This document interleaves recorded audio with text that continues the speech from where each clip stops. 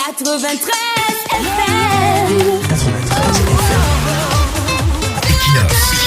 Radio. Bonjour, nous sommes là pour édifier, dénoncer et ouvrir les yeux. Commençons par cette petite confidence pour introduire le sujet du jour.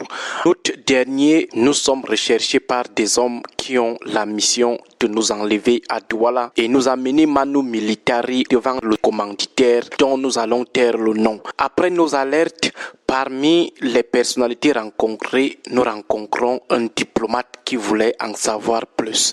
Dans l'échange, il nous demande si la situation est si grave, pourquoi les médias camerounais n'en parlent pas en dehors du groupe La Nouvelle Expression. Autrement dit, pour ce diplomate, une situation ne peut être grave que si les médias en parlent. Dit encore autrement, si les médias n'en parlent pas, sachez que la situation n'est pas grave. Cette manière de percevoir la gravité des situations sous le seul prisme de leur niveau de médiatisation est également partagée par plusieurs. Dans les pays normaux et les sociétés normales, c'est normal. C'est légitime de ne constater l'ampleur des situations qu'à travers leurs échelles de médiatisation. Mais au Cameroun, c'est un autre monde.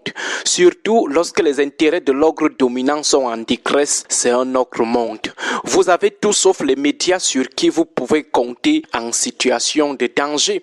Lorsque cela arrive à un critique ou à un opposant au régime, oubliez que les médias vont en faire leur affaire. C'est la triste réalité. Les médias privés au Cameroun, à quelques exceptions près, fonctionnent autrement. Le clientélisme et les intérêts opaques qui les travaillent les rendent autrement. Au Cameroun, l'élite politique peut vous assassiner devant certains médias. Sous leurs yeux, ils n'en parleront jamais et au grand jamais.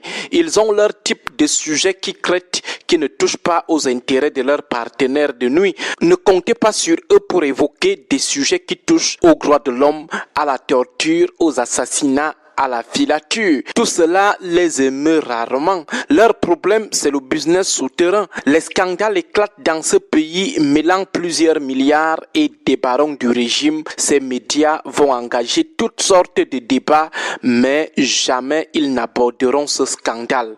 Ce n'est même pas un problème de ligne éditoriale, mais un problème de préservation des intérêts opaques. Vous les approchez avec certaines actualités qui impactent la collectivité. Vous leur parlez de certains sujets, ils les fuient rapidement, mais tout en se présentant auprès de l'opinion comme des médias libres. Nous réitérons, s'il y a 100 médias ici au Cameroun, il y a au moins 96 qui sont capables de garder éternellement le silence sur l'assassinat d'un opposant qui vient d'être liquidé devant leurs locaux. Les cas flagrants de répression politique contre les acteurs de gauche sont rarement abordés avec profondeur sur leur plateau. Alors, avec une presse qui affiche une telle attitude, comment espérer le respect des droits de l'homme au Cameroun si ceux en charge d'exposer ou de médiatiser les violations sont les premiers à œuvrer pour que ces violations restent dans le noir? Une presse qui ferme sciemment les yeux et la bouche sur la sauvagerie contre les critiques et les opposants, comment espérer une démocratie effective au Cameroun? 2025 arrive, d'autres défis pointent à l'horizon, que ceux qui sont actifs dans le changement oublie déjà la presse camerounaise au cas où il comptait sur elle. Dès que vous enlevez quelques exceptions, telles que le groupe La Nouvelle Expression et quelques 4 autres médias, le reste oublié. Le reste, ce sont des médias pro-gouvernementaux ou des médias qui ne veulent pas gâter leur deal souterrain avec les barons du renouveau en s'engageant dans la dénonciation de l'oppression ou de la répression contre les acteurs de gauche. Ne comptez pas sur cette presse en situation critique. Elle peut faire le petit jet de l'équilibre, se lever un dimanche, critiquer violemment le régime oublié. C'est juste pour masquer le jeu ou alors pour aider un baron à régler les comptes à un autre. Ce n'est jamais pour le rayonnement du changement ou le combat contre le statu quo. Nous parlons en connaissance de cause. Nous connaissons le fonctionnement de cet environnement. Nous connaissons comment plusieurs affaires chaudes ont été tuées dans ce pays à cause du silence de la presse achetée par Yaoundé, où des interdictions formelles ont été données de ne plus les aborder. On peut citer l'abandon du débat sur les revendications OTS à quelques 2-3 médias. Même chose lorsque l'affaire Martinez-Zogo commence à prendre d'autres proportions. Les rapports de la Chambre des comptes et les présomptions de détournement de l'argent du coronavirus, même lorsque ça concerne un journaliste, ces presses n'en parlent jamais. L'affaire Samuel Ouazizi, combien avait ne serait-ce qu'organisé un seul débat sur cette curieuse disparition d'un journaliste? Nous parlons de ce sujet ce matin parce que depuis hier circule une vidéo montrant un artiste connu en train d'être torturé. Les faits, selon ses dires, se seraient produits en 2019.